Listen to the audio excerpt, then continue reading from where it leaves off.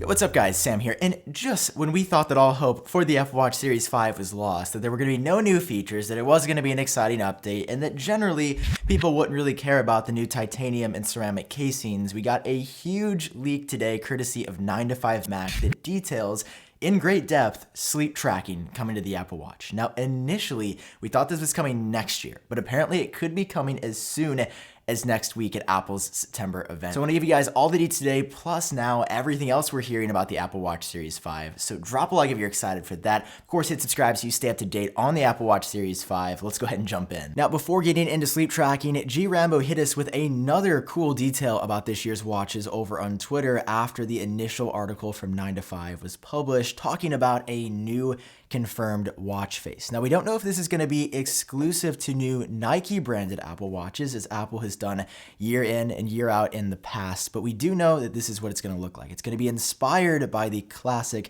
Nike Windrunner jacket with the ability to use up to 5 complications on the watch face, which is really cool. I did some quick research and this is what I found that the watch faces could look like. Now, obviously it says inspired, so, inspiration takes many different forms. It could look exactly like this jacket, maybe using like the hour or minute hands as like this zipper color line going down the jacket, or it could look entirely different. But what I think Apple's going for is a lot of colors, different places on the watch face with the ability to use, again, up to 5 complications. So it's going to be the mixture between a functional and stylistic watch. So that is confirmed now on to sleep tracking. So in recent history, Apple's worked really hard to give us a lot of data about ourselves courtesy of the Apple Watch. We can get our heart rate. We can now take the ECG scans where it actually tells you if your heart is in sinus rhythm, which is healthy and normal, or AFib, which is unhealthy and abnormal. And then you can actually go to a doctor and possibly save your life because of the watch. You got workout tracking in here, whether you're swimming or hiking or rowing or doing anything in between. We have all this data while we're awake during the day, but at night there's this huge gap because for 8 to 10 hours a night, 10 hours if you're lucky, we don't learn anything about ourselves because we're charging the watch and we're not wearing it. According to 9to5Mac, that's going to be changing very, very soon, as early as next week. If this is true, if Apple is actually planning to finally unveil sleep tracking for the Apple Watch, I am highly skeptical that we are going to be seeing a Series 4 watch update. Now, this could be available on the Series 4. 9to5Mac actually says that it doesn't require any special hardware, so Apple could introduce the feature on, I guess, all Series 4 models technically, but I find that hard to believe with a huge event coming up, new ceramic and titanium finishes, possibly blood pressure monitoring. We heard that last week.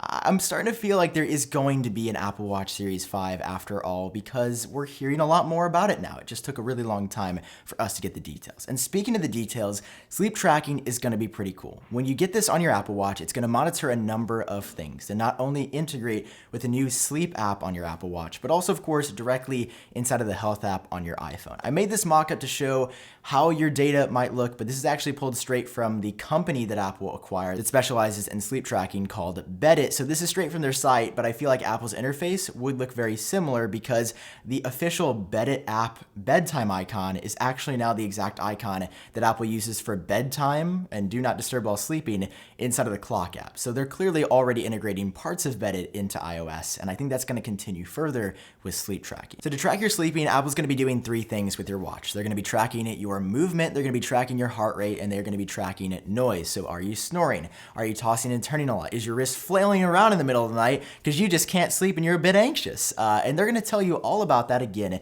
inside of the health app, or probably in some manner on your Apple Watch as well.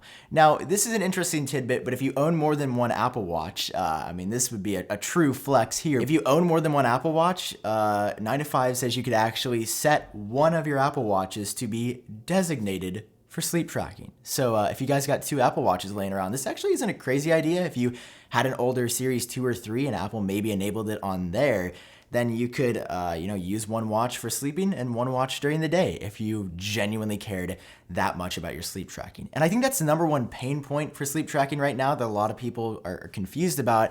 That's battery life, right? Because usually I charge my watch at night. You probably charge your watch at night. How are you going to be able to use it for sleep tracking?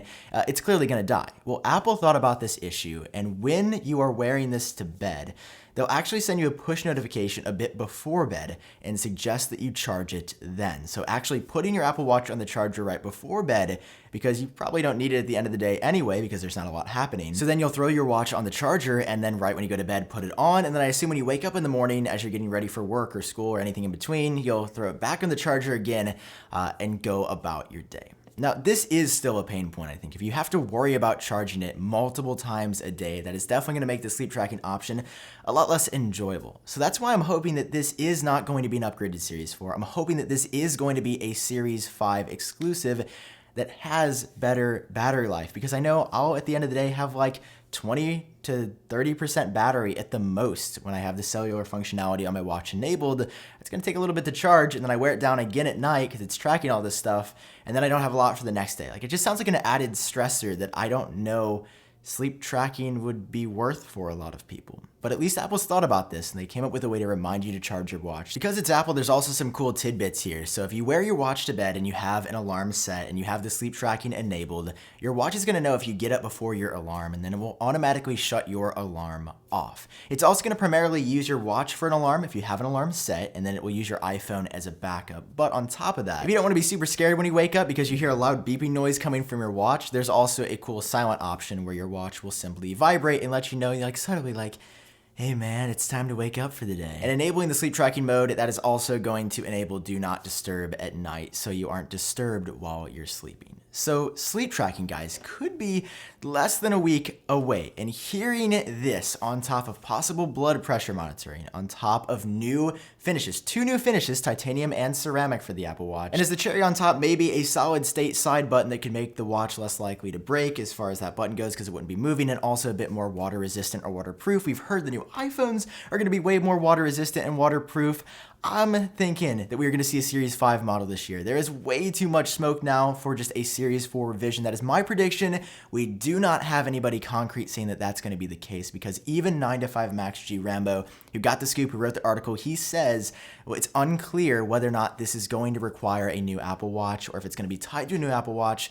Could be available for all watches, could be available just for a new watch that Apple announces. But I feel pretty strongly that this isn't going to be out for everybody. I think this is going to be exclusive to the new Apple Watch that they unveil on September 10th alongside the brand new iPhones. Anyway, guys, that's all I have for you in this video. If you enjoyed it, drop a like down below, hit subscribe for more. Sleep tracking's almost here, so is the Apple Watch Series 5, and I'll catch all of you in my next video.